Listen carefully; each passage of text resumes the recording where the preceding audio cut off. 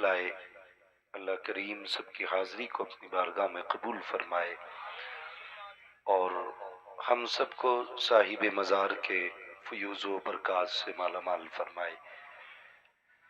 अभी आपने बहुत ही अछूते और निराले अंदाज में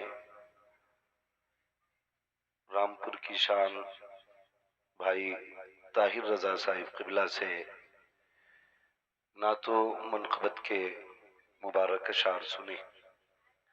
मेरे बाद इंशाअल्लाह फिर एक मुशायरे का रंग आएगा महफिल में और आप एक के बाद दीगरे अपने शुअरा को सुनेंगे। थोड़ी देर के लिए मैं भी हाजिर खिदमत हूँ। जिसे चाहा दर पे बुला लिया, जिसे चाहा अपना बना लिया, ये बड़े करम के हैं फैसले, ये बड़े नसीब की बात है। आपने बड़ी मोहब्बतों से अब तक इस महफिल को सजाया। मैं दिली मुबारकबाद पेश करता हूँ कमेटी के तमामी अफराद को और उन तमाम उलमाए सुन्नत को जो कमेटी के शाना बशाना है और कमेटी की रहनुमाई कर रहे हैं। अक्सर हिंदुस्तान में ये गलत रस्म देखी जाती है कि जब किसी बुजुर्ग का उर्स आता है तो वहां पे ढोलक वाले पहले आ जाते हैं, लेकिन ये वो जमीन है। मैं बहुत खुशी महसूस कर रहा हूँ। मैं उस जगह बैठा हूँ जहाँ बुजुर्ग के उर्स पे तमाशा नहीं लगा है, मदीने वाले की महफिल सजी हुई है। अल्लाह ताला आपकी नस्लों को सलामत रखे, आपके घरों को सलामत रखे। यकीन जाने भाई ताहिर रजा ने बिल्कुल सच्ची बात कही थी कि इस गुंबद की ये लकीरें देख के बरेली का अहमद रजा याद आ गया। ये सच्ची बात है। जब मेरी पहली नजर पड़ी गुंबद शरीफ पे तो डायरेक्ट मेरा दिमाग बरेली पहुंचा। मुझे ऐसा लगा पहली नजर में कि मैं गुंबद रजा देख रहा हूं। तो ये कलर ही बता रहा है कि ये मजार वाले भी बरेली वाले हैं और ये आशिक भी बरेली वाले हैं।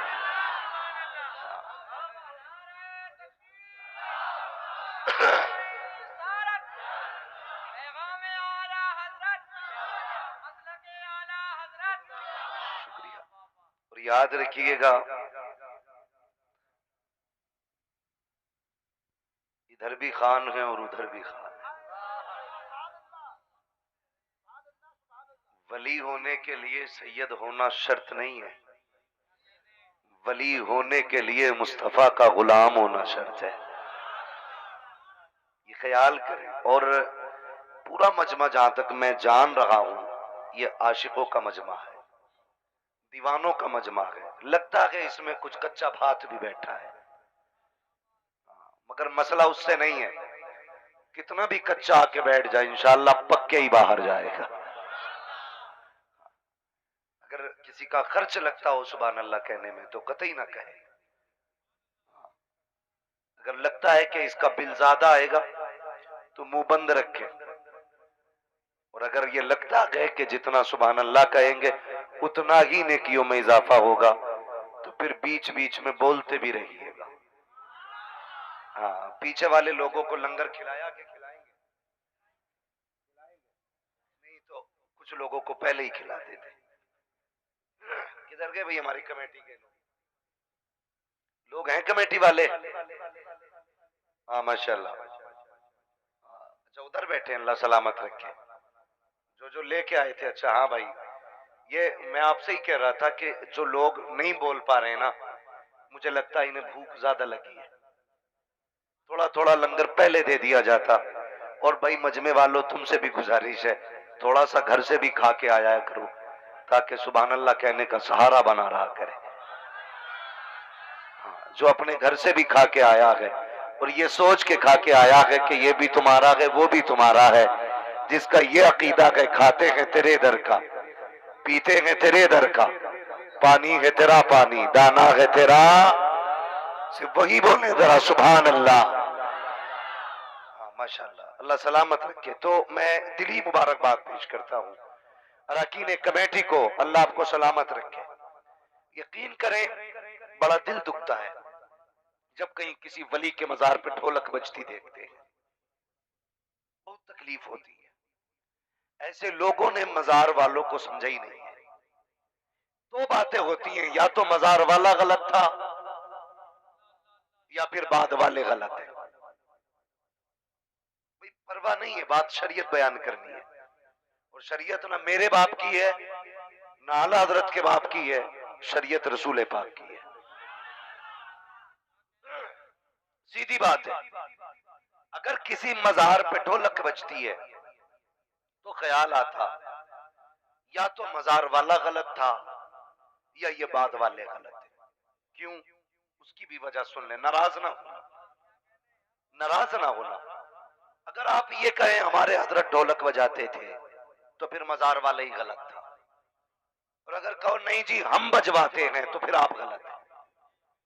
इसलिए कि किसी भी मजार पे आप जाइए, चाहे मुजाहिद मिल्लत की चौखट हो, चाहे हाफिज मिल्लत की चौखट हो, चाहे ताजुश्शरिया की चौखट हो, चाहे मुफ्ती आजम की चौखट हो, चाहे आला हजरत की चौखट हो, सारे वलियों को आप खंगालिए और पूछिए आप जो वली बने हैं वो कैसे बने? क्या ढोल गले में लटका के विलायत मिली? तमाशों में बैठ के विलायत मिली? आप इनकी पूरी तारीख पर डालिए, दुनिया यही बताएगी हमने इन्हें या तो कुरान पढ़ते देखा था या हमने नमाज पढ़ते देखा था। दो ही बातें मिलेंगी। कोई कहेगा या तो कुरान पढ़ते देखा या नमाज पढ़ते देखा। वली ढोलक से नहीं बना करते, वली या तो सजदों से बना करते हैं या कुरान की तिलावत से बना करते हैं। ये गलत रस्म अहले सुन्नत में राइज की गई। ढोलक बजा करके वलियों को राजी नहीं किया जाता, बल्कि उन्हें चिढ़ाया जाता है और उन्हें बताया जाता है जिस ढोलक से तुम बजते रहे हम वो बजा के दिखाएंगे, जिस तमाशे से तुम रोकते रहे हम करके दिखाएंगे। तुमने जिंदगी भर जिन औरतों को पर्दे में रहने का हुक्म दिया उन्हें मजार पे ला करके नचा के दिखाएंगे। मसीयत कहती है नादान धोखे में है, तू कुछ नहीं बिगाड़ सकता है, जितना नाचेगा अपना बिगाड़ेगा। कब्र में आ जा तब पता चलेगा यहाँ ढोलक का राज नहीं चलता, अगर यहाँ चलता है तो मदीने वाले की सुन्नत का राज चला करता है।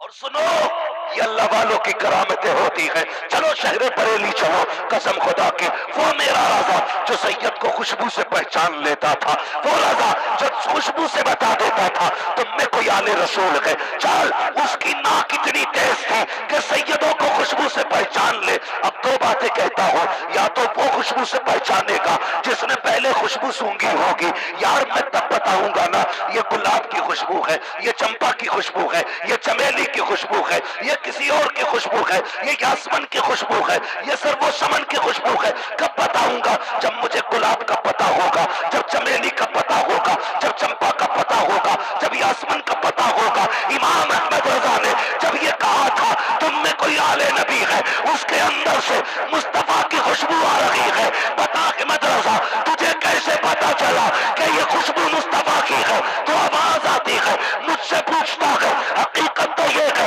जब मुस्तफा को देखा था तब ये खुशबू महसूस की थी, और मैंने तभी कह दिया था, मैंने तभी कहा था उनकी महक ने दिल के गुंजे खिला दिए हैं, जिस राह चल दिए गए पूछे बसा दिए। हाँ, बुरा ना मानना, बात कड़वी करने लगा हूं लेकिन सच्ची है। यही वजह है ना कुछ मौलवियों को हजम होता हूं ना कुछ पीरों को, और इसकी परवाह भी नहीं करता, सब अच्छा कहें। अल्लाह मुझे ऐसा सुले कुल्ली ना बनाए जिसे सब अच्छे कहे। हाँ, जिसे सब अच्छा कहे वो सुले कुल्ली होता है, वरना दुश्मन तो नबी के भी थे, दुश्मन तो अली के भी थे, दुश्मन तो हसनैन करीमैन के भी थे। परवाह नहीं है, कोई कुछ भी कहे, धमकी दे, गोली मार, जितना बड़ा तू मारने वाला है तुझसे बचा बड़ा मेरे बचाने वाला मेरा रब है। मसला कोई नहीं। तो जिन खानकाहों पे जो रंग रहते थे वो दिखाई देते थे। आप जाइए बरेली शरीफ गए ना,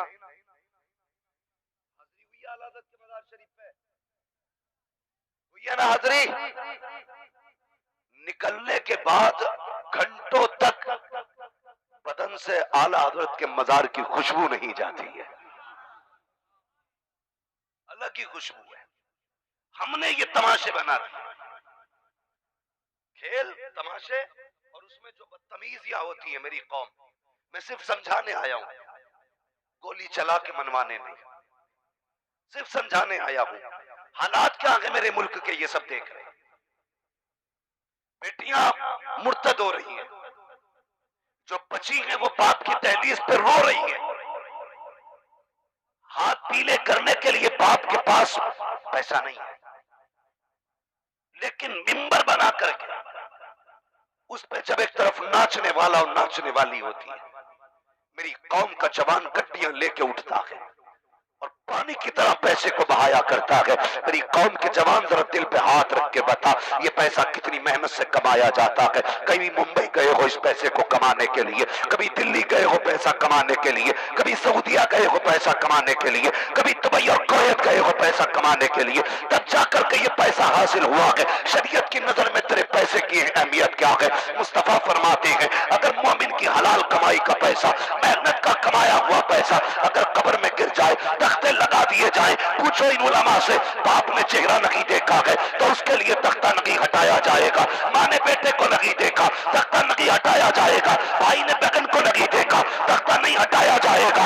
और तो और अगर बेटे ने बाप को नहीं देखा, कब्र का तख्ता नहीं हटेगा, बाप ने बेटे को नहीं देखा, तख्ता नहीं हटेगा। लेकिन मुस्तफा फरमाते हैं, तेरी कमाई का 1 रुपया अगर कब्र में लग जाए और फिर तख्ते लगा दिए जाए तो तख्ते हटा करके तेरा रुपया निकाला जाएगा। इसलिए कि तेरे रुपये की बड़ी अहमियत है। तूने इस पैसे को जाके नचनियों पे लौटाया, तमाशाइयों पे लौटाया, गुंडों पे लौटाया, क्या कि अच्छा होता इस पैसे को लेता किसी यतीम बेवा के दरवाजे पे जाता, जिसकी बेटी बैठी थी, पैसे नहीं थे जगह इसके लिए, वो पैसा जा करके उस बेवा की गोद में डाल देता। कसम खुदा की, इधर गरीब का घर खुशहाली में बदल जाता। अल्लाह तेरी कब्र को मुस्तफा के नूर से मामूर फरमा दे।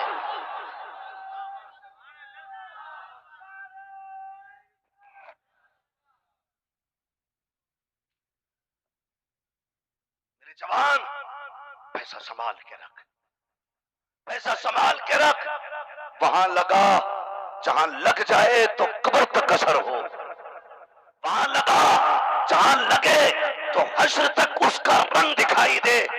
लेकिन अफसोस करूं मैं, क्या कहूं, हम लोगों को तो लोग कह देते हैं इनका काम ही बोलने का है, ये तो मौलवी है, पुरानी बातें करते नहीं। पुरानी बातें जरूर है, लेकिन बातें उमर वाली है, बातें अबू बकर वाली है, बातें उस्मान वाली है, बातें अली वाली है। हम खुदा की कसम ज्यादा पुरानी बात नहीं करते, हम सिर्फ 1400 साल पुरानी बात करते हैं। वो बात करते हैं जो मुस्तफा ने हमें बताई है। और नौजवानों, बदल दो अपने आप को।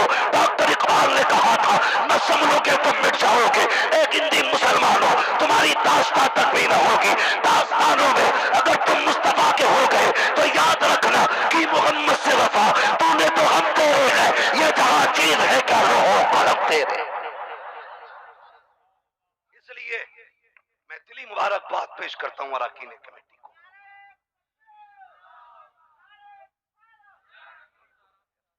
तवज्जो है सारे लोगों की। मेरे भाई, बदलो, अल्लाह वालों से प्यार करो। ये मोहब्बतें हैं अल्लाह वालों की, ये निस्बतें हैं अल्लाह वालों की। सारे वलियों से प्यार करने वाले हैं ना? हाथ उठा दे कितने वली वाले हैं। खुदा का शुक्र है जितने बरेली वाले हैं सारे ही वलियों को मानने वाले हैं। और हमसे चिढ़ना तो गलत है, बरेलवी ही को ये जिगर हासिल है कि वो हर सिलसिले के बुजुर्ग को मानता है। हमारे तो हर किसी को हजम भी नहीं होते। हाँ, हमारों के तो जनाजे कलेजे फाड़ देते हैं। हम बरेली वाले हैं, खुदा की कसम, वारिस भी हमारे हैं, शाबिर भी हमारे हैं, मखदूम सिमना भी हमारे हैं, मखदूम मागिमी भी हमारे हैं, मखदूम कलियरी भी हमारे हैं। गलत न समझिएगा, हम बरेली वाले जितने भी वली हैं सारे ही हमारे। मैं इसीलिए कहता हूं, देखिए मोहताज होके मर जाना, गरीब होके मर जाना, लेकिन वहाबी होके ना मरना। अगर मरना है तो बरेलवी होकर ही मरना है, बरेलवी होकर के मरना है। बरेलवी क्या है? ये एक निस्बत है, मसलक नहीं है नया, निस्बत है। और ये निस्बत क्यों इतनी आम हुई? सारे ही सुन्नी कहते हैं ना अपने आप को, वहाबी भी अपने आप को अहले सुन्नत कहते हैं, अहले हदीस भी अहले सुन्नत कहते हैं। अब जब सारे अहले सुन्नत कहते हैं तो ये कैसे पता चलेगा अहले हक कौन है? अहले हक कौन है, सच्चे सुन्नी कौन है? तो हमारे बुजुर्गों ने कहा कि उसके नाम के साथ मसलक आला हजरत जोड़ दो।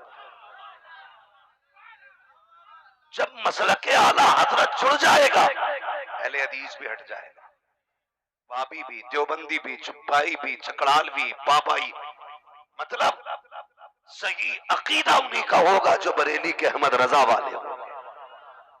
ये इतनी सी तो बात है ना, पूरी तकरीर करने की क्या जरूरत है लंबी चौड़ी।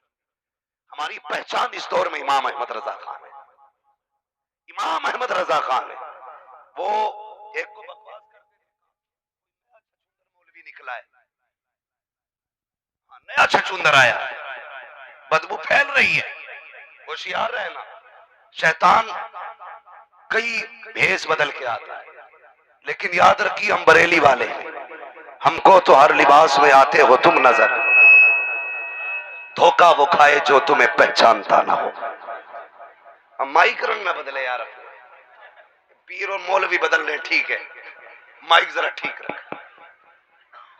हाँ तो ये हालात है हमारी कौम के। उम्मीद करूं इंशाअल्लाह बचेंगे शैतानी फितनों से। बोलो इंशाअल्लाह, जोर से बोलो इंशाअल्लाह। बचेंगे इस तमाशों से। और देख तो सही, वो देख सही, अल्लाह वालों की आप जिंदगी देखें। तारीख में बहुत बड़ा नाम है बाबा फरीद गंजे शकर रहमतुल्लाह तआला। सुना है ना, क्या नाम है? बाबा फरीद गंजे शकर। और बैत का भी मसला बड़ा अजीब है, पहले कहीं भी हाथ दे देते, फिर उसके बाद 8 दिन बाद पीर बदल लेते, फिर पीर बदल लेते। बुजुर्गों ने फरमाया यकदरगीर मोहकमगीर, एक पकड़ मजबूती से पकड़। अपना तो एक ही कहना रहता है, यार अपनों को छोड़ो मत, दूसरे को छेड़ो मत। अपने को छोड़ो मत, दूसरे को सारे क्यों नहीं बोल रहे हैं? दूसरे को छेड़ो मत। अपने को छोड़ेंगे नहीं दूसरे को, और दूसरा हमें छेड़ेगा तो छोड़ेंगे नहीं। ऐसा बन के तेरे अंदर तेरे पीर का रंग दिखाई दे, तेरे पीर का रंग दिखाई दे। एक साहब कहने लगे यार बरेलवी जो है ना जज्बाती होते। मैंने कहा क्यों? बोले कहीं भी हंगामा काट देते। मैंने तुझे इश्क के रंग नहीं मालूम है? फरमाया गया जब हुजूर पे नात पढ़ो ना, हुजूर पे दरूद पढ़ो, तो ऐसा पढ़ो कि देखने वाले तुम्हें दीवाना कहे, देखने वाला तुम्हें दीवाना कहे। बोले यार ये दीवाने लोग होते हैं। मैंने कहा शुक्र है, ये डिग्री हमें मदीने से मिली है, ये डिग्री हमें मदीने से मिली। और एक बात बता दूं, मेरा मुजाहिद भी आशिक, मेरा आला हजरत भी आशिक, तो जाहिर है जो नाम लेने वाला होगा वो भी आशिक होगा। और आशिक कौन होता है? चल बिलाल को देख, रंग है इश्क का, कोयलों पे लेटे, चर्बी चल रही है, लेकिन नारे आहद आहद के हैं। उमैया ने कहा था बिलाल कब तक नारे लगाएगा? आपने फरमाया तू कब तक मारेगा? उसने कहा जब तक छोड़ नहीं देगा मारूंगा। फरमाने लगे बस तू हार गया। कहा क्यों? कहा एक एक कतरा लहू का जब तक बह नहीं जाएगा बिलाल अपने महबूब का नारा लगाना नहीं छोड़ेगा। ये इश्क के रंग है। और तुझे क्या पता इश्क क्या होता है? आला हजरत ने यूं ही नहीं कहा, फरमाते हैं इश्क तेरे सदके जलने से छुटे सस्ते, जो आग बुझा देगी वो आग लगाई। और इश्क कर यार, दीवाना बन के इश्क कर, हमें इसी इश्क पे तो नाज है। कयामत में अल्लाह पूछेगा नमाज लाए हो? गारंटी। ज़कात, हज, रोजे, फिर क्यों आ गए? बस उनकी तरफ देखेंगे। मालिक अपने पास तो कुछ नहीं है, तेरे महबूब के दामन के सहारे आए हैं। मैं ये नहीं कहता नमाज ना पढ़ो, पढ़ो, लेकिन कयामत में भी इश्क़ मुस्तफा ही काम आने वाला इश्क होना चाहिए। और मेरे हुजूर का इश्क जो होता है ना, ये जज्बाती, ये जज्बाती है। जरूरी नहीं है हुजूर पे वही जान दे जिसकी एक मुश्त की दाढ़ी हो। जरूरी नहीं है हुजूर के लिए वही सर कटाए जो जुब्बा साफे वाला है। बात हुजूर की आएगी ना तो जितनी आगे मौलवी जाएगा उससे आगे स्कूल का पढ़ने वाला बच्चा जाएगा। ये इश्क है मेरे हुजूर का।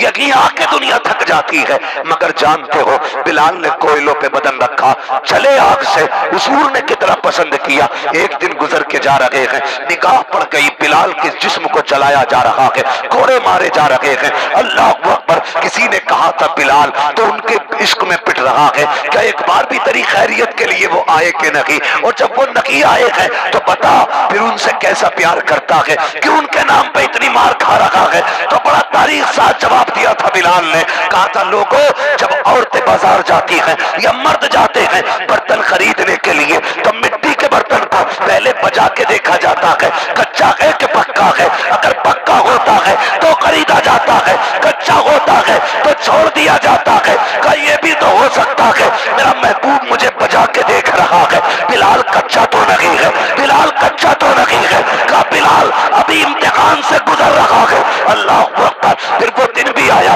मेरे नबी ने कहा काश मैं अपने बिलाल को खरीद पाता, इतना सुनना था। दूसरा यार खड़ा हो गया जिसको दुनिया अबू बकर कहती है, सच्चा दोस्त कहती है। कहते आका अगर खरीदने की बात है देर न कीजिए, बताइए बिलाल आपका है, खरीद के अबू बकर सिद्दीक को लेके आए।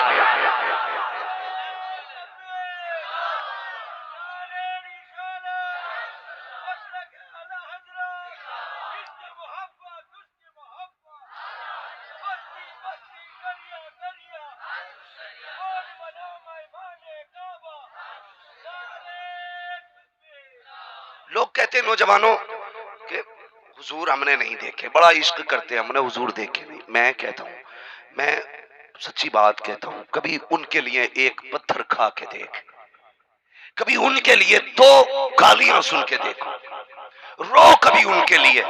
अगर ख्वाब में आके तेरे आंसू अपने मुबारक हाथों से साफ ना करें तो फिर नाम बदल के रख देना। उनसे ज्यादा तो गुलामों से प्यार करने वाला ही कोई नहीं है, ही नहीं कोई। वो तुमने नहीं सुना, वो गरीब था, हज्जाम, बाल काटता था। कितनी कमाई होती है? बहुत कम। बड़ी मेहनत से उसने पैसे इकट्ठे किए, हुजूर के रोजे तक पहुंच गया हज करने के लिए।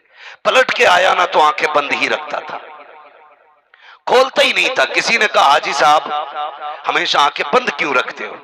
कहने लगे इसमें एक राज है। तवज्जो है, यह खत्म कर लिया जाए। कहने लगे इसमें एक राज है। कहा क्या? कहा मैं तड़पते तड़पते एक जमाने तक हुजूर के रोजे पे पहुंचा। जब गुंबद खजरा पे मैं गया ना तो दिल चाहता था जालियों से लिपट जाऊं, जालियों से लिपटने का मन चाहता था, लेकिन पास में मुतव्वा खड़ा था। मगर मेरे दिल ने और इश्क ने ना अंगड़ाई ली, मैंने दौड़ के हुजूर की जाली पकड़ ली। मुतव्वा ने कहा शिर्क बिद्दत बिद्दत, मैंने उसकी नहीं सुनी। मैंने कहा हट परे को, बड़ी मुश्किल से यहां तक पहुंचा। जब मैंने जाली पकड़ी छुड़ाने की कोशिश की उसने, मैंने नहीं छोड़ी। उसने दोनों हाथों से लाठी मारी, जब दोनों हाथों से लाठी मारी मैं ठहरा बूढ़ा, मेरी उम्र भी काफी और कमजोर था। इतनी जोर से लाठी लगी कि मैं बेहोश होके गिर गया। कहता इधर आंख लगी है, उधर मेरे हुजूर मेरे पास तशरीफ ले आए। नारे तकबीर, नारे रिसालत, मसलके आला हजरत, मसलके आला हजरत, उर्से मुकद्दस, उर्से मुकद्दस, नारे रिसालत, मुफ्ती हम्माद रजा, मुफ्ती हम्माद रजा साहब किबला, नारे तकबीर। और सुने क्या कहते हैं, फरमाते हैं कि हुजूर आए ना, मैंने देखा मेरा सर हुजूर की गोद में है और जिस हाथ पे लाठी लगी है ना, मेरे आका ने एक हाथ यूं रख रखा है, दूसरा हाथ यूं रख रखा है। और हुजूर मुझे देख के कहते हैं, बाबा आंसू न बहा, महबूब तक आने के लिए लाठियां तो खानी पड़ा करती हैं, लाठियां खानी पड़ा करती हैं। यार मैं कह रहा हूं ना, उनके लिए आंसू बहा के देखो। दुनिया जानती है मुजाहिद मिल्लत ने जेल काटी, मगर कसम खुदा की जब आप जेल में थे ना, जेल में जब आपको डाला गया था, उस वक्त एक आलिम ने ख्वाब देखा था कि बहुत सारे उलमा मदीने शरीफ में हैं और सबकी मेजबानी मुस्तफा फरमा रही है। दस्तरखान बिछाया, उलमा बैठे हैं, हुजूर का दस्तरखान है, खाने वाले उलमा। कहते हैं हैरत हुई कि सारे उलमा अपने हाथ से खा रहे थे, लेकिन मुजाहिद मिल्लत को मदीने वाले अपने हाथों से खिला रहे थे, अपने हाथों से खिला रहे थे। इसलिए कि मुजाहिद तूने मेरे लिए हथकड़ी पहनी है, तूने मेरे लिए लाठी खाई है, मुजाहिद तू मेरे लिए दुख उठा रखा है, मैं तेरे इतने नाज उठाऊंगा, दुनिया मेरे दस्तरखान पे खा के फख्र करेगी और कहेगी आका के दस्तरखान पे खाया है, तो तू फख्र से कह देना मैंने दस्तरखान पे उनके खुद मदीने वाले मुस्तफा के हाथों से खाया। हाँ, तो उनके लिए दुख उठा के देखो, फिर देख कितना नवाजते हैं मुस्तफा, कितना नवाजते हैं। इश्क करो जवानों हुजूर से, वफा करो तो ये आशिकों का मजमा है। जानते हो वली वली होता है, वली जोर से वली वली होता है। और याद रखिए विलायत की पहली सीढ़ी को इल्म कहते हैं। इल्म के बाद जरूरी है तकवा, और तकवे में सबसे ज्यादा जरूरी है नमाजी होना। नमाज जब महबूब को माफ नहीं है तो तुझे मुझे कैसे माफ हो सकती है। पाबंदी करो नमाजों की। बाबा फरीद, समझ गए बात? कहां खोले हैं गेसू यार ने खुशबू कहां तक है। मैंने तस्करा चढ़ा था ना बाबा फरीद का, जानते हैं ना बाबा फरीद गंजे शक्कर को? ये कौन फरीद है? छोटे से थे 5-6 सालों में, मोहल्ले की औरतें आके कहने लगी, खातून का जी का बेटे तो हमारे भी 8 साल के हो गए हैं, लेकिन तेरा फरीद कुछ अनोखा नहीं है। कहा क्यों? कहा हमारे बच्चे तमाशों में रहते हैं, तेरा बेटा 6 साल का होकर के भी जिक्र इलाही में रहता है, जिक्र इलाही में रहता है। तो आपकी अम्मी ने क्या कहा था? आपकी अम्मी ने, मेरी माँ बहनें सुने जो बच्चों को गाने सुना के खिलाया करती है, हाँ, जो बच्चे रोते तो सीरियल लगा के फिर अपनी मौज में लग जाती है। कहने लगी बाबा फरीद की अम्मी, खातून इसमें सारा फरीद का कमाल नहीं है, इसमें मेरा भी कमाल है। कहा आपका क्या कमाल है? कहती मुझे याद नहीं, मैंने जिंदगी में अपने फरीद को कभी बगैर वुजू दूध पिलाया हो। ये माएं होती हैं। और खुदा की कसम फिर देख नमाजी कैसा बनाया फरीद को, नमाजी कैसा बनाया। फरमाने लगी बेटे रज़ाक अल्लाह है। अम्मी रोटी कौन देता है? अल्लाह। पानी कौन देता है? अल्लाह। तो फिर किससे मांगना चाहिए? फरमाने लगी अल्लाह से। कैसे मिलता है? कहने लगी बेटा नमाज पढ़ा कर, अल्लाह देगा, अल्लाह देगा। अब सुने, नमाजी बनाने की आदत। आप नमाज के लिए खड़े होते, मां पहले ही आपके लिए रोटी बना के रख देती। सलाम से फारिग होते, अम्मी रोटी का, बेटे रब ने भेज दी है। अंदर आते रोटी मिलती, क्योंकि मां रख चुकी थी। ये भी हुआ है। और शक्कर की अगर आप बात करें कि उनकी तो शक्कर की बात थी, वो भी बाद में आप सुनते रहिएगा किसी से, लेकिन मेरी सुने। कहने लगे मां भूख लगी है। का बेटे अल्लाह से मांगो। नमाज पढ़ते, मां रोटी रख देती। इत्तेफाक से किसी रिश्तेदारी में चली गई। बच्चे के स्कूल से लौटने का, मदरसे से लौटने का वक्त हुआ। ख्याल आया फरीद आता होगा, आज फिर वो अपने तरीके से रोटी मांगेगा। मैं यहां हूं, ना मिली तो मां से एतमाद उठ जाएगा। बड़ी मुश्किल से मुसल्ले तक बेटा लाई हूं, बस मां थी, वहीं पे दामन फैल गया। या रब, तू मेरे फरीद के अकीदे की हिफाजत करना, तू मेरे अकीदे का एतमाद, मेरे फरीद का एतमाद न टूटने देना। जवान इधर इधर ठोकरे खाता है, कभी काम ना हो तो मां के कदमों में बैठ, उससे उठा कह के दामन उठा के दुआ कर दे। इधर आंचल उठता है, उधर रहमतों के पर्दे उठा दिए जा। लेकिन जिससे मांगना था उससे मांगा ही नहीं, जिससे मिलता ही नहीं उसके चक्कर लगाते लगाते, जिसे खुद नहीं पता शरीयत क्या है, वो तुम्हें क्या देगा। बच के रहो, ना उनके चक्कर में तुम भी कूटे जाओगे। पीर का मतलब होता आखिरत में आसानी हो जाए, ये नहीं आखिरत में परेशानी हो जाए। ए भाई एक बात बताओ, कोर्ट में जाते हो ना, वकील लेके जाते हो, जितना काबिल वकील होता है इतना ही दिल मजबूत होता है, यही है ना। और कोर्ट में अगर कोई डकैत को पकड़ के ले जाए, वकील कहेगा दूसरे वाले का पहले तो इसे ही पकड़ो, पहले इसे पकड़ो, इस पे खुद 17-18 मुकदमे हैं, बाद में इसे पकड़ के लाओ। तो बताओ वकील लेके जाओगे कोर्ट में के डाकू? बोलो, डर क्यों रहे हो भाई? अगर बात समझ में ना आए तो फिर आके मिलो, इंशाअल्लाह ऊपर से नीचे तक धो के जाऊंगा। क्या लेके जाओगे, वकील ना या डाकू? ऐसा बंदा लेके जाओगे जो कोर्ट में तुम्हारा मददगार साबित हो। तो कयामत में फिर ऐसा बंदा लाना जो रब का भी प्यारा हो, मुस्तफा का भी प्यारा हो। हाँ, जो रब का भी प्यारा हो, मुस्तफा का भी प्यारा हो। ऐसा ना लियो जो रब का भी मुजरिम हो, मुस्तफा का भी मुजरिम। अगर ऐसा पकड़ लिया तो वो तो कुटेगा ही कुटेगा, तू भी कुटेगा, वहां कोई खैरियत नहीं होगी। आला हज़रत फरमाते आज ले उनकी पना, आज मदद मांग उनसे, कल न मानेंगे कयामत में अगर मान गए। तो आप फरमाने लगी मैं अपने बेटे को जब भी दूध पिलाया ना, मैंने वुजू करके दूध पिलाया है। फिर बेटा कैसा बना, बेटा कैसा बना, सोचिए आप। बैठे हुए मदरसे के कुछ तलबा जा रहे हैं, किधर? चश्मे का पानी लेने। क्यों, कुएं में पानी नहीं है? कहा है तो मगर खारी है, पिया नहीं जाता। फरमाने लगे इतनी दूर जाओगे? जी। कहने लगे लाओ भर लो, मेरे पास लेके आओ। पानी भरा, लेके आ गए। आपने सूरह इखलास शरीफ पढ़ी, कुल हुवल्लाह शरीफ, और पानी के बर्तन पे फूंक मार दी और जल्दी से मदरसे लेके गए। उस्ताद ने कहा इतनी जल्दी कैसे आ गए? कहने लगे वो बाबा बैठा है ना बाहर, आज उसने कुएं का पानी भरवाया और दम करके भेज दिया। उस्ताद कहने लगा तूने बताया नहीं था खा रही है पानी? कहने लगे बताया था, उन्होंने कहा मीठा हो गया। उस्ताद ने घूंट मारा तो पानी मीठा हो चुका था। कहा पढ़ा क्या है?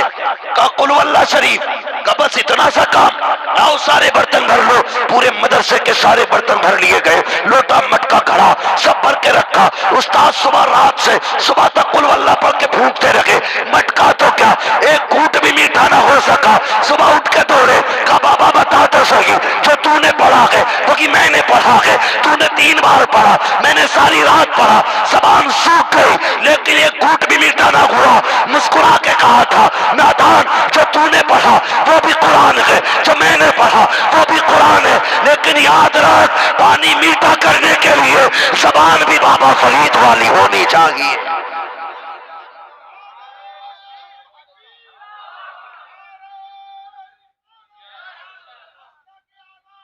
शुक्रिया।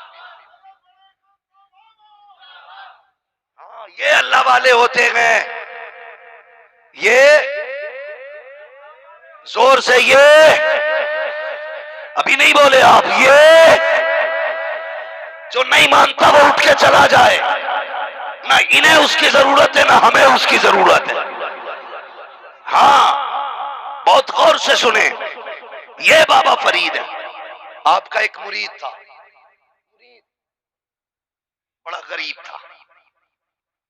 अल्लाह वालों के तो गरीब ही ज्यादा होते हैं, अल्लाह वालों के चाहने वाले ज्यादातर गरीब होते हैं। ये अलग बात है कि नजर डाल के बाद में अमीर बना देते हैं, ये अलग मसला है। लेकिन होते क्या गए, गरीब ही होते हैं। क्यों? मेरे मुस्तफा को गरीबी से प्यार है।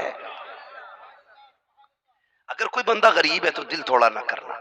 माँ बहनों से कह दो, बहन अगर किसी की बीवी 8,000 का सूट पहन रही है तो तू अपनी शौहर की कमाई के 250 रुपए के कपड़ों को देख के दिल थोड़ा ना करना, इसलिए कि तू दुनिया के फैशन के लिए नहीं आई है, तू तो दुनिया में कनीज़े फातिमा ज़हरा बना के भेजी गई है। तुझे कनीज़े फातिमा ज़हरा बनाया गया है। हाथ जोड़ के गुजारिश है तुमसे, बहन बेटियों को पर्दे में रखा करो, पर्दे में रखा करो, इन्हें नंगे सर न निकाला करो, वरना खुदा की कसम कयामत में हुजूर को मुंह नहीं दिखा पाओगे। वो